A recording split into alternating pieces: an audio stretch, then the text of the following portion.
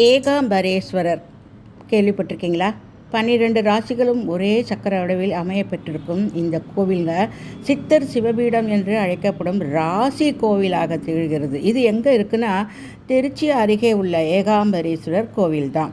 12 ராசிகள் அமைந்த சித்தர் சிவபீடம் என்று அழைக்கப்படும் ஏகாம்பரேஸ்வரர் கோவில் மனிதர்களின் அன்றாட வாழ்க்கை நிகழ்வுகள், 12 ராசிகள், 27 நட்சத்திரங்கள், 9 கிரகங்கள் மற்றும் திதி வார நட்சத்திர யோக கரணம் என்று சொல்லக்கூடிய பஞ்சகங்கள் போன்றவைதான் நிர்ணயம் செய்கின்றன.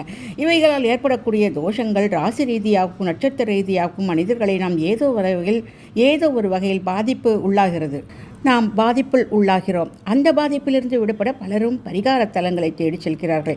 அந்த வகையில் நமக்கெல்லாம் சிறந்த பரிகார தலமாக இருக்கிறது திருச்சி அருகே உள்ள ஏகாம்பரேஸ்வரர் திருக்கோவில். சுமார் 1300 வருடங்களுக்கு முற்பட்ட மிக பழமை வாய்ந்த சிவாலயம் இதுங்க.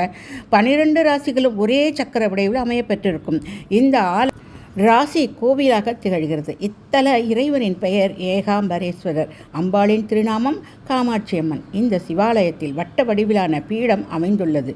இந்த பீடத்தில் மேஷம் முதல் மீனம் வரை ஆகிய 12 ராசிகளுக்குரிய குறிகள் பொறிக்கப்பட்டுள்ளன. மேலும் ஒவ்வொரு ராசிக்குரிய அதி தேவதை, பிரித்தியதி தேவதைகள் ஆகியன 4, 8, 16, 32 ஆகிய எண்ணிக்கையில் வாழ்க்கையின் தத்துவத்தை வெளிப்படுத்தும் வகையில் அமைக்கப்பட்டுள்ளன.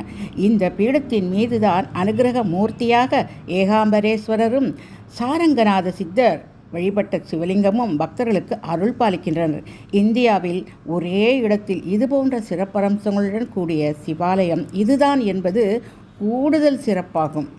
சாரங்கநாதர் என்னும் சித்தர் இந்த ஆலயத்தில் ஏகாம்பரேஸ்வரரை வழிபட்டதாகவும் அவர் அந்த ஆலயத்தில் ஜீவ சமாதி அடைந்துள்ளதாகவும் கருதப்படுவதால் அவர் நினைவாக துளசி மாடமும் அதன் அருகில் சிவலிங்கமும் பிரதிஷ்டை செய்யப்பட்டுள்ளது.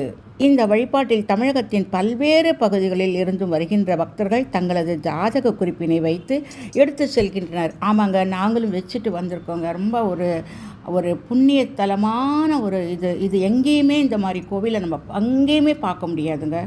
அதே மாதிரி கோவிலில் வடப்பக்கத்தில் 27 நட்சத்திரங்களுக்கும் மரங்கள் அமைய பெற்றுள்ளது. கோவிலுக்கு வரும் பக்தர்கள் தங்கள் ஜென்ம நட்சத்திரத்துக்குரிய மரங்களில் ஒரு குடம் நீர் ஊற்றுவது சிறந்த பரிகாரமாகுங்க. இது அது மட்டும் இல்லைங்க, இந்த அக்னி மூலையில் தீர்த்த குளம்னு ஒன்று இருக்குது. ராமர் சொல் கேட்டு அக்னி பிரவேசம் செய்த சீதாதேவி குளத்தில் நீராடி இங்குள்ள சிவனை வழிபட்டதாக ஐதீகம். எனவே இந்த குளத்திற்கு சீதாதேவி குளம் என்ற பெயரும் உண்டுங்க. இங்கே வர பக்தர்கள் தங்கள் ராசிக்குரிய இடத்தில் தீபம் ஏற்றி வழிபடுகின்றனர். இதனால் பல பிரச்சனைகள் தீர்வடையதாக சொல்கின்றனர். நாங்களும் ஒரு சில பிரச்சனைக்காக தாங்க போனோம். ஆனால் இப்போ ரொம்ப ஒரு மாற்றமான நல்ல கொஞ்சம் கொஞ்சமாக மாறிக்கிட்டு வருதுங்க. இதை நான் பார்க்குறேன்.